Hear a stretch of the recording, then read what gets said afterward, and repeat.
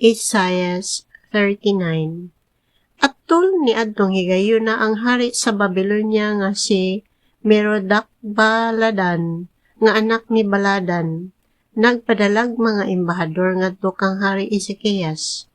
May mga sulat ug mga gasa silang dala gikan ni Merodach-Baladan, kay nahibaluman siya nga nasakit si Ezekias ug bag-o pa lamang nga naayo.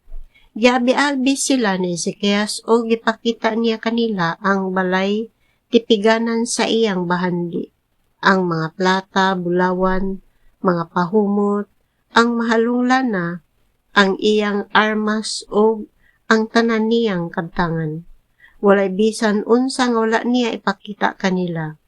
Unya si propeta Isaias miadto kang hari Ezekias og miingon, unsa may ilang gisulti kanimo og tagadiin man sila?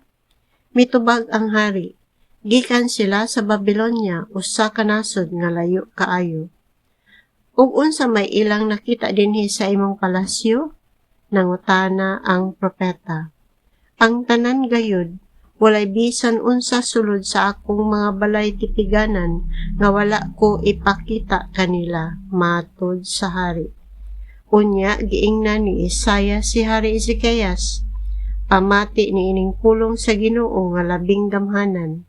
Muabot gayud ang panahon nga ang tanang butang nga imong gitipigan lakip, ang gitipigan sa imong katigulangan nga anaa pa hangtod karon, panad-on ngadto sa Babylonia.